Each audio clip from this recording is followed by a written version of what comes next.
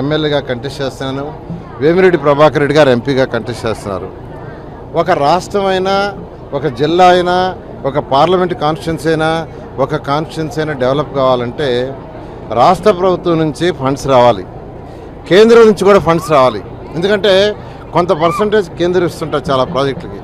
2014 నుంచి 19కి నెల్లూరులో తెలుగుదేశం ఎంపీ లేరు. నేనే మినిస్టరు, నేనే ఎంపీగా రెగ్యులర్గా ఢిల్లీ పోయి ఫండ్స్ కోసం పోయి ఇచ్చేవాడిని. అయితే ఒక మంచి ఎంపీ ఉంటే నేను రాష్ట్రం నుంచి ఫండ్స్ చేస్తాను, ఎంపీ గారు కేంద్రం నుంచి తీసుకురాగలరు. వేమిరెడ్డి ప్రభాకర్ రెడ్డి గారికి కేంద్రంలో కూడా మంచి పలుకుబడి ఉంది. ఆయన మంచి వ్యక్తిని ప్రతి ఒక్కరు ఆదరిస్తారు.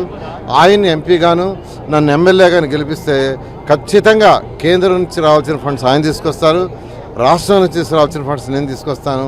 నెల్లూరు సిటీని భారతదేశంలో ఒక మోడల్ సిటీగా మేము ఇద్దరం చేస్తామని మీ అందరికీ తెలియజేస్తున్నాను. Thank you very much. కపాటిపాలెంలో అడుగు పెట్టాలంటే భయపడే ఏరియా, అటువంటిది ఈరోజు ఇక్కడ చూస్తుంటే అనూహ్య స్పందన. వ్యక్తులు ఈరోజు ఎట్లున్నారంటే నేను ఇప్పుడే గమనించాను, కొంచెం లేటుగా వచ్చాను ప్రోగ్రాంకి, అయినా ఇక్కడ ఈ అభిమానం చూస్తుంటే, ప్రజల అభిమానం, ఖచ్చితంగా మనం ఈసారి గెలిచి తీరుతాము. నారాయణ సారు మంచి మెజారిటీతో సిటీ గెలిచే ఖచ్చితం.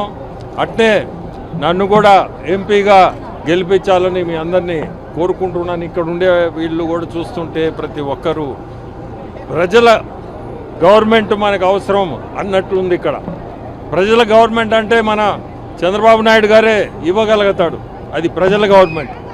సో ఈరోజు కపాటిపాలెం రావడం లేట్ అయినా చాలా సంతోషంగా ఉంది.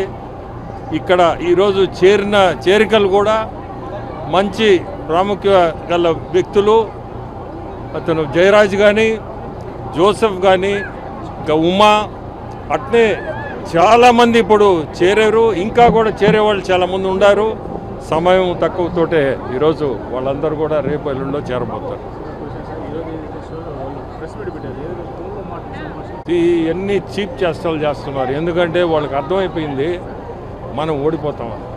సో రకరకాల ప్రయత్నాలు చేస్తున్నారు మన మీద. చేయనండి, ఏం కాదు, భగవంతుడు వాళ్ళకి ఏం చేయాలో అతనికి తెలుసు.